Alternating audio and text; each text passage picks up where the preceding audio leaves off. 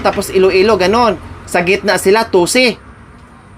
Nga nakakaalam, no, kung napapanood, kung sino makapagbigay sa address sa nag-iisang anak ni Kuya Oming. So, paki-message nyo po sa aking Facebook page po, mga kabayan, ha?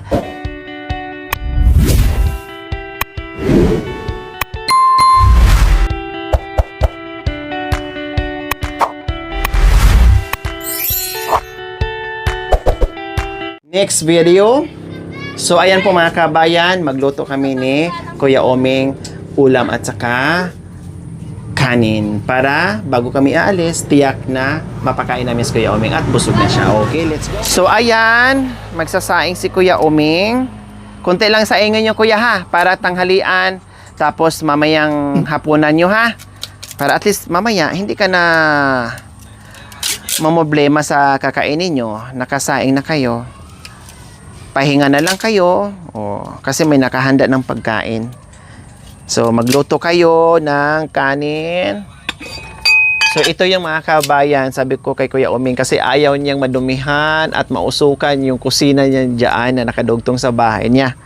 No, gusto niya ay dito para yung usok ay dito lang sa labas at hindi masira yung pintura ng bahay niya at saka yero. Kaya gumawa siya ng ganito. Eh sabi ko nga, may tulda siya doon na iwan sa dating bahay niya. Kukunin niya at ilagay niya dito. No? Kasi malaki yun eh. Marami yun, Kuya Oming, di ba? Iuwi niyo dito yung tulda, ha? Ilagay niyo po dito, oh. So nilagyan niya, mga kabayan. No? Katulad nito, katulad ni Kuya Oming, mag-isa lang siya. Yung saingan, isang beses na. Magsaing siya sa umaga o hanggang maghapon na yun, okay na. Di ba? At yung ulam niya, ganun din.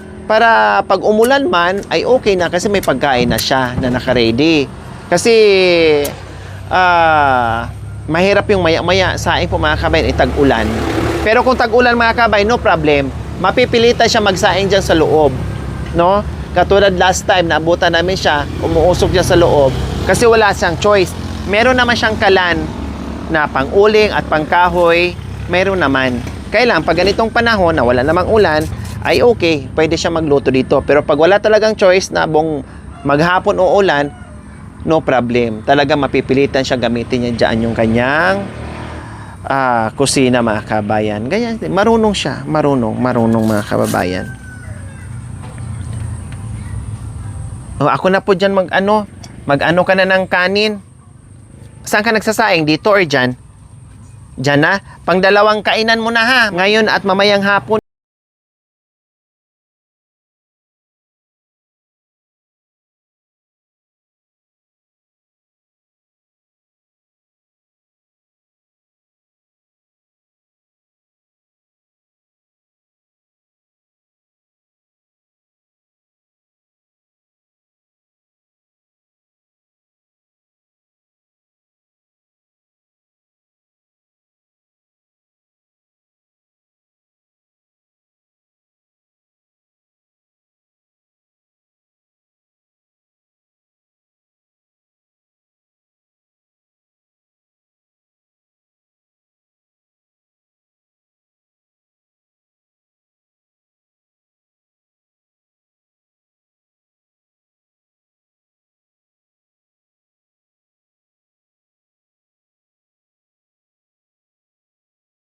Kayo na may patatas, iprito no muna bahagya yung patatas, ha? Okay, pamparingas niya.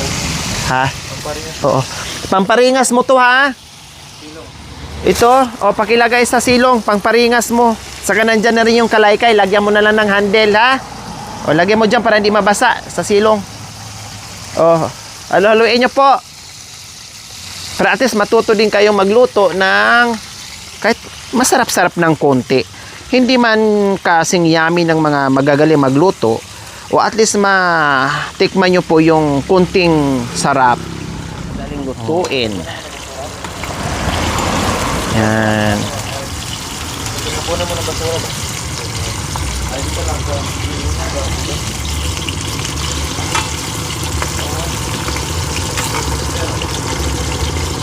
Mensahe nyo po sa anak nyo, Kuya Oming. Sabihin nyo po na gusto ko na kayo makita.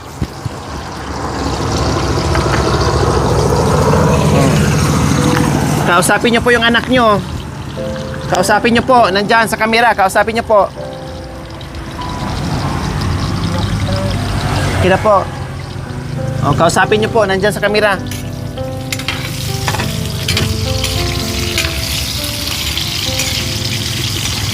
Hello, Papa Uming! Oh, anong sagot niyo? Hello, Papa Uming! Kumusta?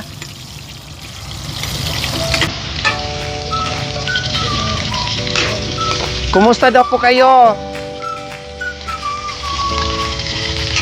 Papa Omeng, kumusta? Sabi niya, kumusta daw po kayo?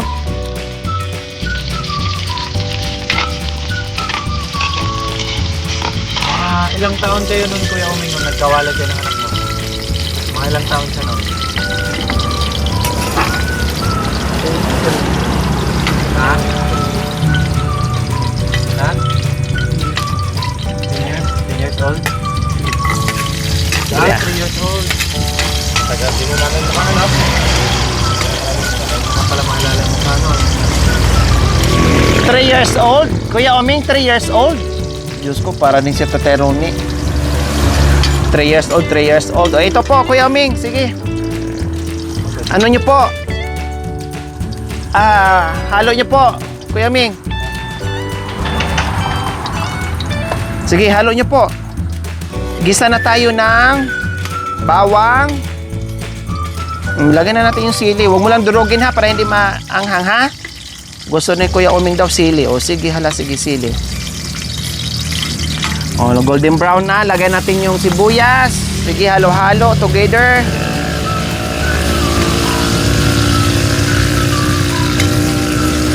Nagluluto kami kasi yung aming mga anak ay busy sa pag-swimming dito sa aming swimming pool. Kaya pag-ahon nila mga kabayan ay meron nang nakahandang pagkain sa mga bisita namin no, na nagsiswimming dyan sa swimming pool. Ganyan kami, maliit ang bahay namin, ganito ang kusina namin, pero mayaman kami mga kabayan kasi meron kaming swimming pool, no, overlooking sa aming bahay ay makikita mo yung aming swimming pool. Ayan, meron tayong tatlong bisita na naliligo. Yan, lumalangoy sila mga kabayan. At sabi ko kasi sa kanila, manguha kayo ng isda, dagdag natin sa ulam nating karning baboy. Kaya ayan, nautusan yung mga bisita. And then, ilagay na po natin yung ating karne, Kuya Omeng, kasi malinis na ito. So, lagay na lang natin. Nugasan na ito, Kuya Omeng. Ayan. Oh. Halo po, Kuya Omeng.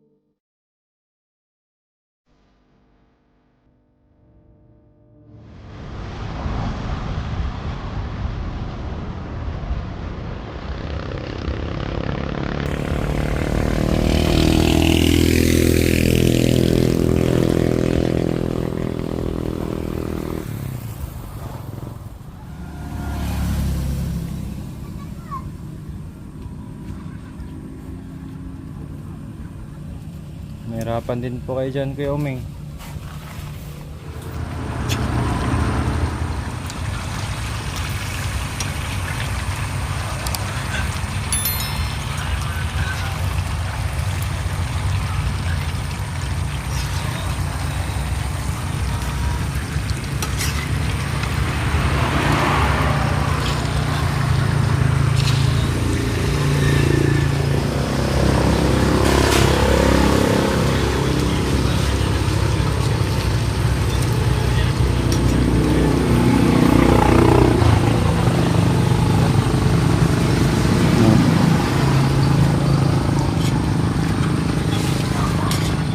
So ayan po mga kababayan, luto na yung ating adobong karning baboy. Diyos ko, nagmamantika, lumabas yung mantika mga kababayan.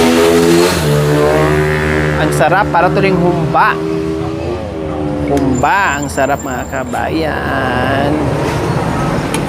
Lumabas yung mantika niya. Ako kanya kaldero. Tara na maganda.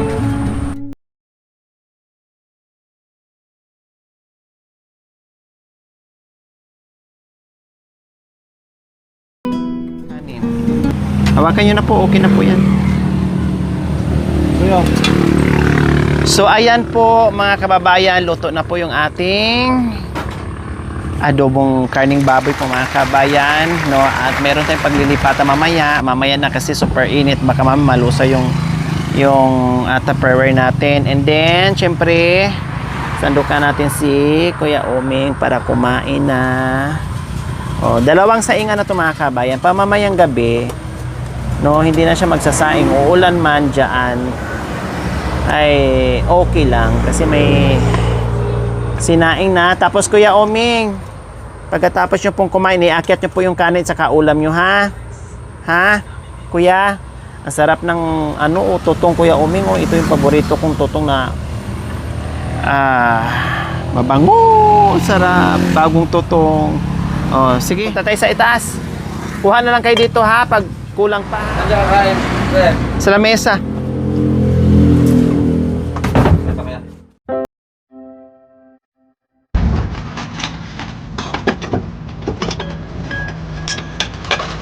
Sarap siguro ang duling ah.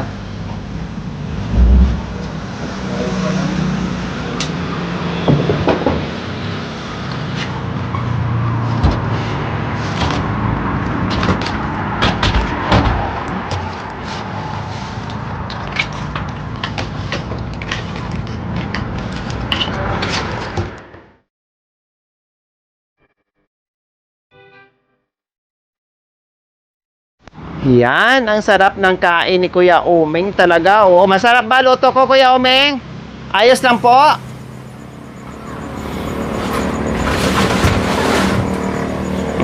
Kain po kayo para mamaya-maya ay mag-relax na lang kayo, higa-higa kayo dyan. Oh, kasi meron naman na kayong ulam at kanin para mamayang hapon. So relax kayo.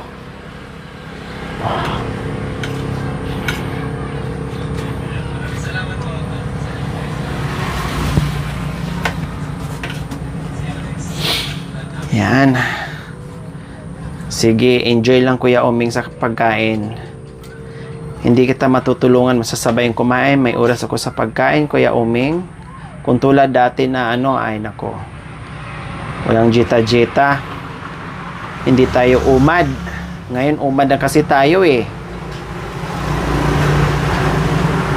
Yan yung gusto ko sa ano mga kabayan, sa adobong karning baboy. Yung ano lang siya, yung tuyo. Yung kunting ano lang talaga as in. Yung lalabas yung mantika niya. Alam mo yun, yung parang humbanga. Sarap. Marunong pa pala ako magluto. Tapos, yung kanin nyo po at saka ano, yung ulam, saling nyo po doon sa Tupperware ha. Tapos dito nyo po ilagay Kuya Oming ne. Para hindi malanggamin ha. Bantayan nyo po. Pati yung asukal nyo, iligpit nyo po yan kasi lalanggamin yan. Mapuno kayo sa langgam dyan.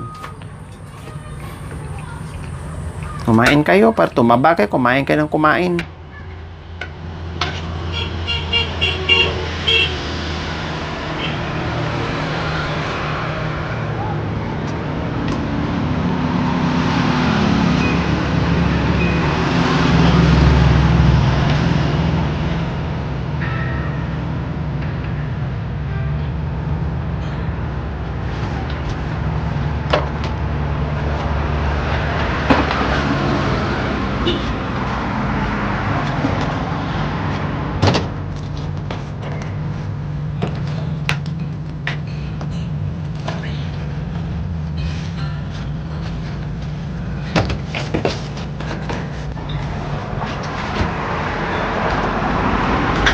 Tubig Kuya Oming.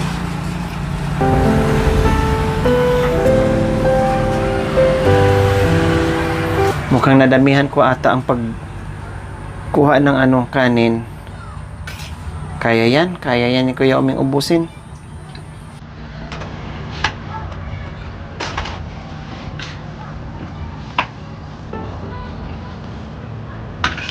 Ang sarap ng tutong mga kabayan, no?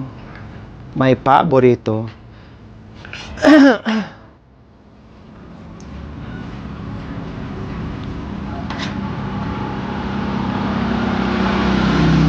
Ulam po. Huwag po kayo magtipid sa ulam. 1 kilo yung ulam nyo. Tapos may patatas pa. Huwag kayo magtipid.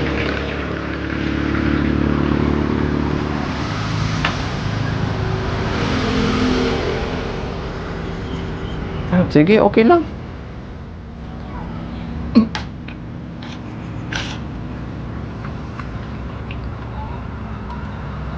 Lagyan niyo po ng ulam. Sabaw, may konting ano, may konting sabaw kahit papaano.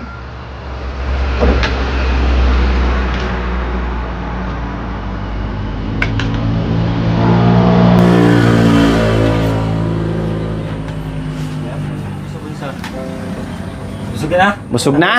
Hindi kaya, okay lang. May ulit, merinda. Sobrahan ko ng sandok eh.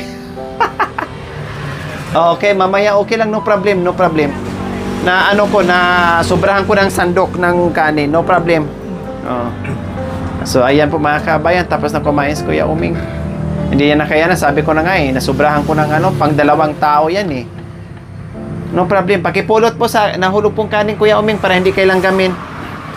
Tapos yung ulam, saling nyo po sa Tupperware para hindi langgamin. Yung ilaw mo, babalik na lang kami dito ha. Kuha kami ng wire para isaksak natin dito sa kabila. Thank you for watching. Don't forget to like, share, and subscribe.